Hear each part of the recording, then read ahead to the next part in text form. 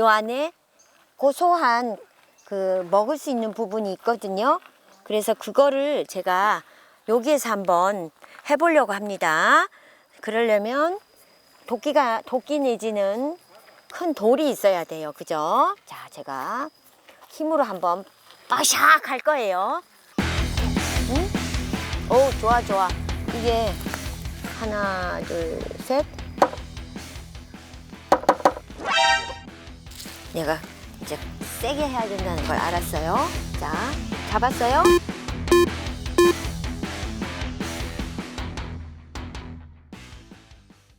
가래나무 한쪽 편에 있었고 그 맞은편에 지금 굉장히 곧게 서 있는 이 나무들 빽빽하게 있는데요. 이 나무들은 편백나무입니다. 편백나무는 예전부터 이 나무에서 나오는 여러 가지 좋은 활성산소 같은 물질들, 예를 들면 피톤치드라고 하는데 식물에서 발산시키는 살균 성분인 것 같아요. 그래서 그것 때문에 많이 심었고요. 요즘은 예전에는 이 나무 이 목질이 굉장히 곧게 자라잖아요. 그래서 요거를 잘 가공을 해서 이렇게 나무로 어떤 가구를 만들 때 많이 썼던 나무죠. 그래서 편백나무는 그런 좀 약간 고급 어떤 가구 만들 때 많이 쓴답니다. 그리고 재질이 단단하고 그리고 단단한 거에 비해서 가볍고 굉장히 또 향기도 좋고 그래서 편백나무가 아주 많이 대우를 받는 나무죠. 그런데다가 덩치도 이렇게 크니까 경제적이잖아요. 이 나무를 키워가지고 여기서 많이 생산을 할 수 있으니까. 근데 10월 때니까 이제 꽃도 다 지고 열매가 바닥에 많이 떨어져 있어요. 그래서 제가 오늘은 이 특별히 편백나무의 열매를 바닥에서 너무 아름답게 있어서 그거를 좀 보여드리려고 사실은 이쪽에 지금 소개를 해드린답니다. 편백나무 열매는 이 덩치가 이렇게 큰데 불구하고 열매는 아주 작아요. 제가 이렇게 제 손에 보면 제 손톱보단 좀 크지만 엄지손톱만 한 것 같아요. 이렇게 동글동글한데 단면을 딱 보면은 겉에 면이 축구공 같이 이렇게 무늬가 있어요. 그래서 누가 봐도 예쁘다 할 정도로 그런 느낌을 줄 거고 요거를 또 모아서 요거만 우리 집에 이렇게 베개나 이런 거 만들기도 하고 이렇게 담아 놓으면 또 피톤치드 많이 발산도 하고 향기도 좋아서 많이 사용한답니다. 그래서 어디 가시면 이 편백나무 보시면 이런 가을에는 열매도 좀 주워오고 그렇게 하면 좋을 것 같아요. 그래서 열매 한번 보시고 그 다음에 편백나무의 일반적인 특징이 있잖아요. 수피가 엄청 매끈해요.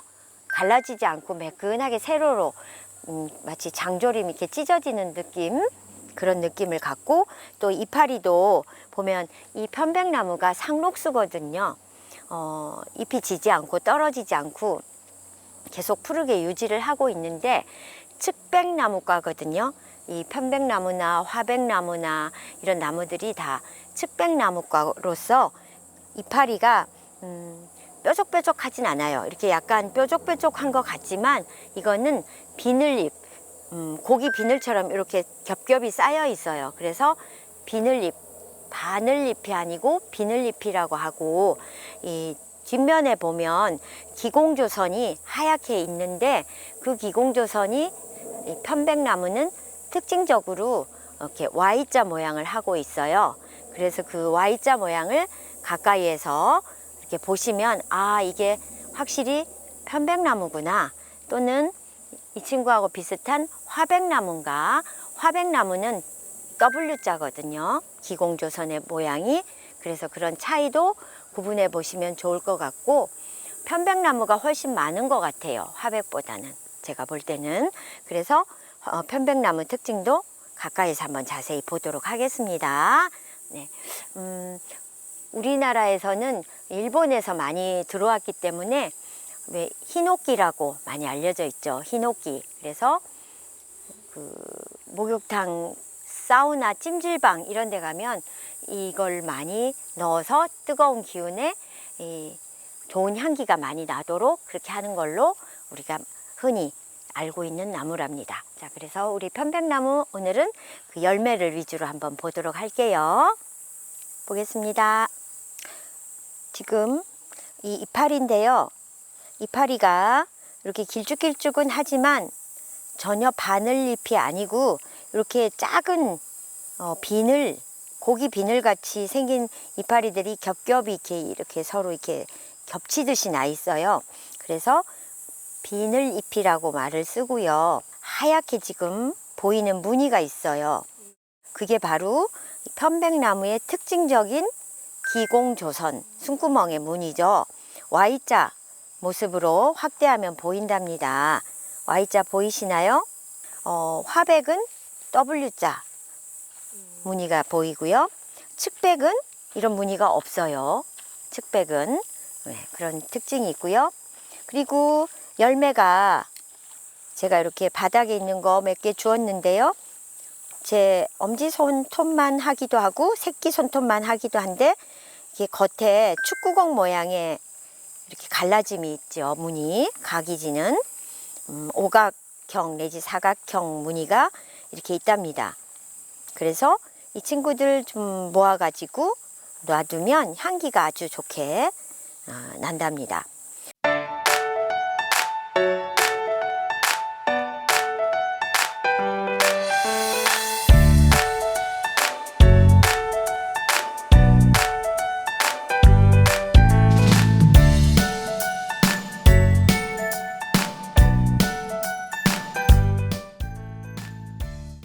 네, 제가 지금 서 있는 이 나무, 소개시켜 드릴 나무는 삼나무입니다. 이 나무도 이 열매, 구가가 10월에 맺히기 때문에 제가 여러분께 같이 소개를 해 드릴까 합니다. 이 삼나무도 잎이 뾰족뾰족한 침엽수이고, 그리고 가을에 잎이 떨어지지 않는 상록수입니다. 그리고 삼나무는 일본 원산이고요. 예전에 스기라고 하는 말로 많이 불렸기 때문에 우리나라 연세 드신 분들은 스기라는 말을 많이 아시더라고요. 근데 저는 스기라는 말은 사실 좀 생소하고 오히려 삼나무라고 하는 이름으로 익숙하긴 한데요. 이 삼나무는 특징이 좀 알러지를 많이 유발하는 나무예요. 그래서 그런 면에서 볼 때 인간한테 어떤 유익한 것보다는 약간 문제를 더 많이 일으키는 그런 나무죠. 그래서 요즘은 될 수 있으면 심지 않고 수종을 바꿀 수 있으면 바꾸려고 하는 나무의 대표적인 게 바로 삼나무인 것 같아요. 그래서 삼나무는 꽃가루가 굉장히 많이 있고 그 알러지를 많이 유발하기 때문에 일본 사람들은 한 30% 이상이 삼나무 꽃가루 알러지를 가지고 있답니다. 그리고 우리나라에도 그 제주도에 삼나무가 많이 있어서 제주도민도 한 25%, 좀 대단하잖아요.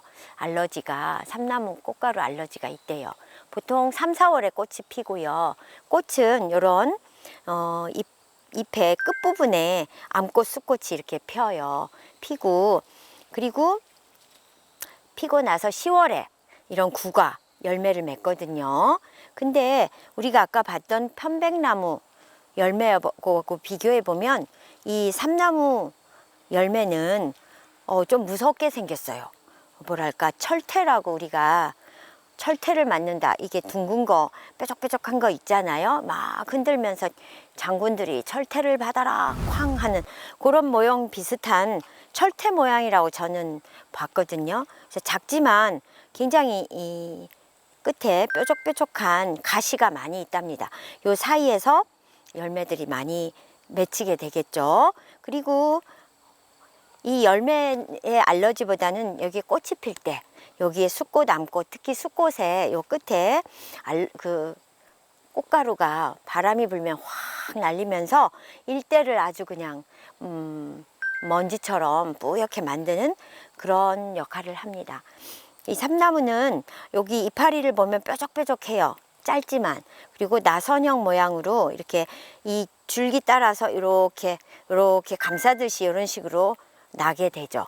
그런 모습을 하고 있고, 이파리도 이렇게 바늘잎이라서 이 삼나무도 측백나무과지만 우리가 좀 전에 봤던 편백나무처럼 순해 보이지 않고, 즉 비늘잎이 아니고 이런 완전 바늘이파리라서 좀 이파리도 무섭게 생겼어요.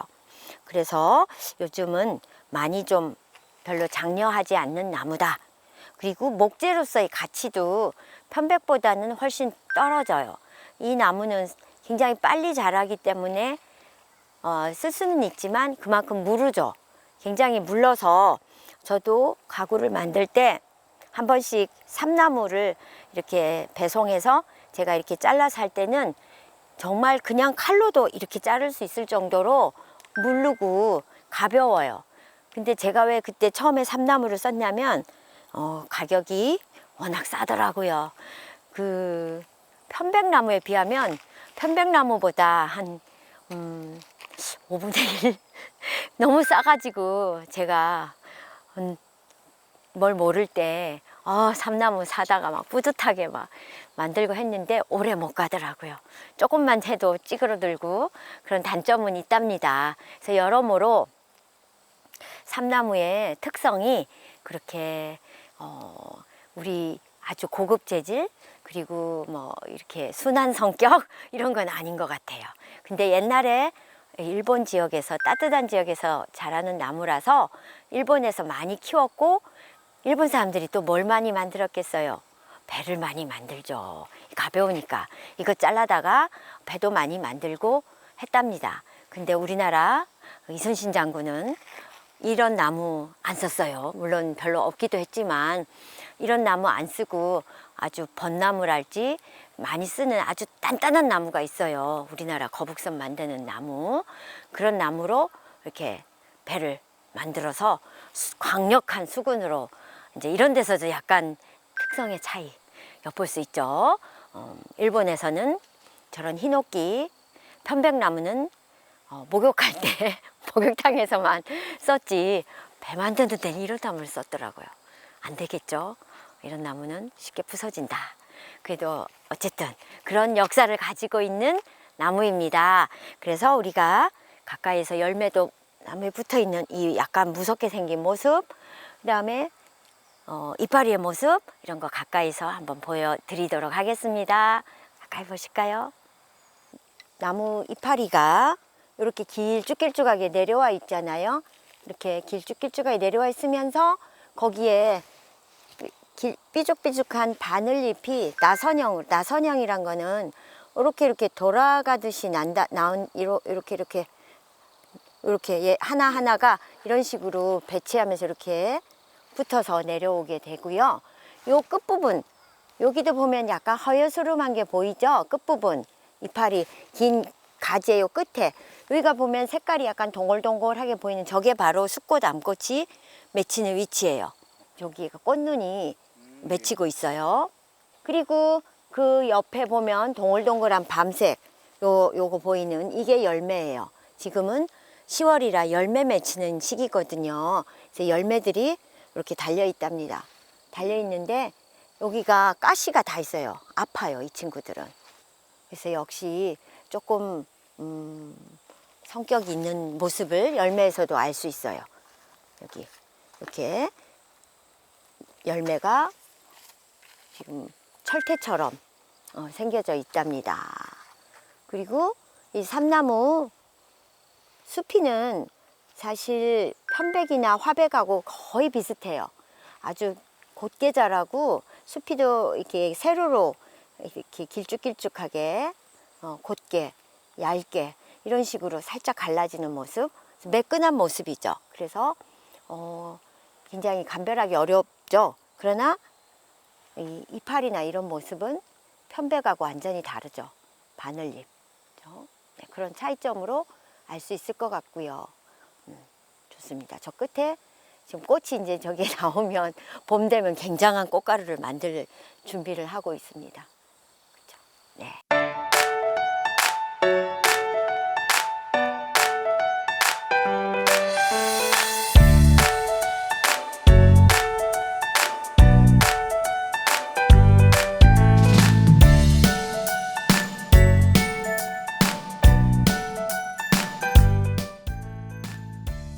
와, 웅장하다. 와, 오.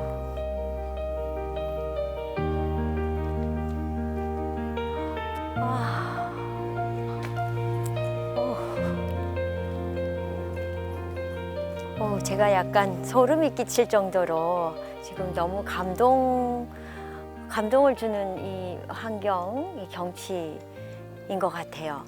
오늘 또 약간 흐린데 지금 또 비까지 조금씩 떨어지는 이 물에 다 빗방울이 보이는 그런 상태에서 이 제가 이렇게 서 있는 여기가 칠반송이라고 이 법기 수원지의 어떤 상징적인 나무랍니다. 이 나무도 반송이라고 하는 거는 소나무인데 이렇게 납작하게 펼쳐져서 자라는 걸 반송이라 하거든요. 이거는 형태적인 특성이에요. 어떤 소나무 고유의 종자가 다른 게 아니고 이런 식으로 지금도 보시면 바닥에서부터 똑바로 안 올라가고 이렇게 여러 가지로 이렇게 굵게 올라가면서 옆으로 넓게 퍼졌죠. 그래서 반송인데 이게 7그루가 심어져 있대요. 약 나이가 대략 한 130세 정도로 추정되고 있는데요. 예전에 처음 만들 때 1927년도 그 당시에 한 20명의 일꾼들이 이거를 가지고 와서 이렇게 7개를 심었다는데 제가 놀라운 거는 보통 심으면 적당히 간격을 두고 심었을 것 같은데 이렇게 하나가 이렇게까지 웅대하게 커지리라고 미리 예측을 하셨는지 적당히 멀리 떨어져서 세워놓은 거예요. 그래서 하나가 굉장히 넓게 자리를 잡을 수 있도록. 그런 거 보면 우리나라 분들의 이 마음이나 예견하는 능력이나 이런 게 좀 남다른 것 같아요. 그래서 그런 선조들의 어떤 예지력도 제가 한번 같이 생각해 볼 수 있고, 이 7반송, 여기에서 다른 데서는 볼 수 없는 반송이 이렇게 우람함을 느끼는 거는 아마 여기가 유일한 것 같아요. 보통 이 정도까지 잘 안 크거든요. 그래서 와 보시면은 아마 입이 벌어질 수밖에 없는 풍경인 것 같습니다. 오늘 제가 이 법기 수원지에 와서 여기를 생각하면 그 아주 우람한 그 개입갈나무, 그리고 개입갈나무와 함께 그 옆에 있는 길을 따라서 있는 우리 그 가래나무, 그리고 그 옆에 있는 또 일본에서 많이 심던 여러 편백나무나 삼나무 같은 종류들, 그리고 올라와서 반송까지 그 길이 쫙 떠오를 것 같고요. 예전에 100년 전에 이 수원지를 만들고 그걸 주위를 이렇게 조성하던, 어쩌면 굉장히 잘 못 드시고 그 일본 치하에서 이렇게 강제로 노역을 했을 건데, 그래도 앞날에 어떤 우리의 정체성이나 우리 민족을 위해서 이렇게 일을 했었던 그분들의 노력으로 지금까지 이게 보존돼 있고 한 걸 생각하면서 자녀들이나 친구분들 같이 한번 와서 보시면은 아주 좋을 것 같습니다. 이 법기 수원지도 굉장히 물이 깨끗하대요. 깨끗해서 그냥 마셔도 될 정도다, 이런 말이 있을 정도로 깨끗하게 잘 보존된 곳이거든요. 그래서 한번 꼭 방문해 주시면 이 나무도 보고 환경도 보고 좋을 것 같습니다. 이상 닥터윤의 나무학교 나무 1타 강사 의사 윤선이었습니다. 다음에 또 만나 뵙도록 할게요.